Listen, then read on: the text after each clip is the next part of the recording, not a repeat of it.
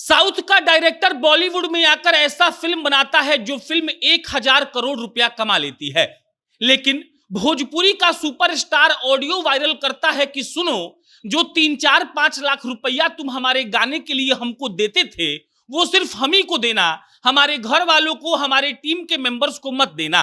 South का director south में ऐसा फिल्म बनाता है जिसको ऑस्कर में भेजने के लिए नामित किया जाता है। और भोजपुरी का सुपरस्टार पवन सिंह आरा में इतना बड़ा फार्म हाउस बनवाता है कि पत्रकार लोग वहां पर जाकर उसको कवर करते हैं। और इस ओपनिंग के बाद जब आपको जानने का मन हो कि ये खबर में हम क्या कहना चाहते हैं, तो बस इतना समझिएगा कि हम बस आपको ये एहसास दिलाना चाहते हैं कि जिस लेवल पर टॉलीवुड बॉलीवुड पहुंच गया है, उस लेवल पर हमारा भोजपुरी कभी जिंदगी में नहीं पहुंच पाएगा। हम लोग आम भाषा में कहते हैं कि 7 जन्म में तहरा से ये काम ना हो पाई।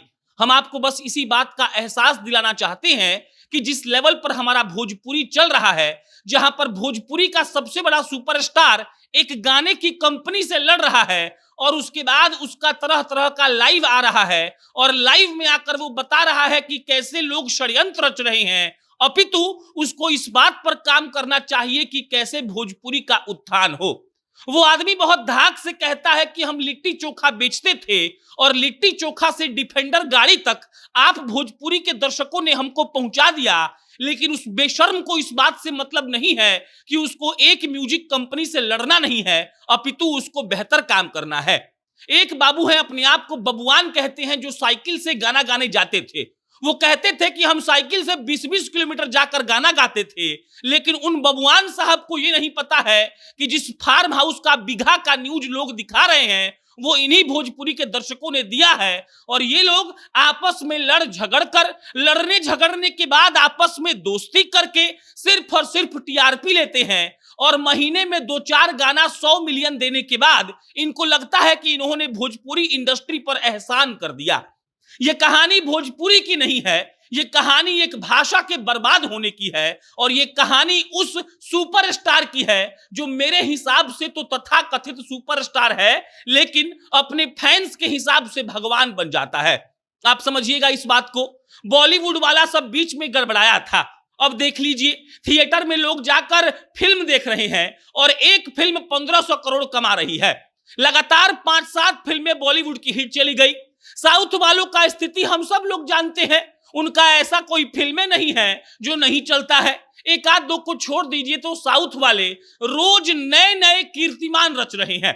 और उसके बाद जब आप बिहार, यूपी, झारखंड के सबसे बड़े इंडस्ट्री की ओर देखेंगे, तब आपको मालूम पड़ेगा कि उसका सुपरस्टार गाड़ी खरीद कर 20 दिन लगाता है उसका प्रचार करने में। उसका सुपरस्टार अपना 5 बीघा का फार्म हाउस दिखाने के लिए कई पत्रकारों को भेज देता है। उसका सुपरस्टार एक म्यूजिक कंपनी से लड़ाई करके दिन रात लाइव आता है और बताता है कि देखो भाई साहब, गलती इसकी थी, हमारी नहीं थी। उस सुपरस्टार को इस बात से कतई मतलब नहीं है कि भोजपुरी का क्या होगा। उसको इस बात से भी मतलब नहीं है कि भोजपुरी इंडस्ट्री का क्या होगा। उसको इस बात से भी मतलब नहीं है कि इस भाषा का कुछ होगा कि नहीं होगा। उसको सिर्फ इस बात से मतलब है कि उसने लिट्टी चोखा बेचा था और अब जब लिट्टी चोखा से वो डिफेंडर पर बैठ गया है, तब अगली गाड़ी उसको कौन सी लेनी है, उसको इस बात की चिंता है। पवन बाबू जो साइकिल से जाते थे रात में कार्यक्रम करने के लिए, आज इतने बड़े सुपरस्टार हो गए हैं और उन लोगों को इस बात से तनिक भी फर्क नहीं पड़ता है कि भोजपुरी का क्या होगा। कंटेंट के नाम पर वो लोग क्या परोस रहे हैं हम सब लोग जानते हैं।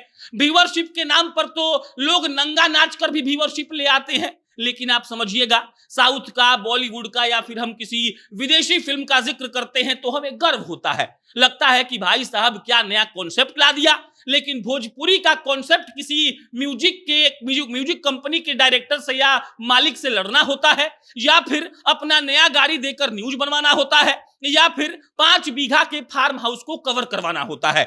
इसके अलावा हमारे भोजपुरी सुपरस्टार्स के पास कुछ नहीं है। इक्का दुक्का लोग जो ठीक ठाक काम कर भी रहे हैं, उनको यूं ही दबा दिया जाता है। उनको फिल्म नहीं मिलता है, उनके साथ कोई काम भी नहीं करना चाहता है। लेकिन मिला जुलाकर जो बात है वो सिर्फ इतना है कि हमारे खेसारी, हमारे पवन सिर्फ इसी बात में उलझ कर रह जाएंगे कि किसके पास कौन सा गाड़ी है। और जब इस चीज से वो थोड़ा ऊपर उठेंगे, तब किसी राजनीतिक पार्टी के मुखिया का पैर पकड़ लेंगे और कहेंगे कि भैया हमको सांसद बनवा दीजिए, जैसे कि हमारे सीनियर सांसद बनकर बैठे हुए हैं। बाकी भोजपुरी का भगवान मालिक है, हम लोग तो मालिक नहीं हैं। आपको क्या लगता है कमेंट बॉक्स में बताइएगा। मेरा नाम प्रशांत है, बहुत बहुत धन्यवाद।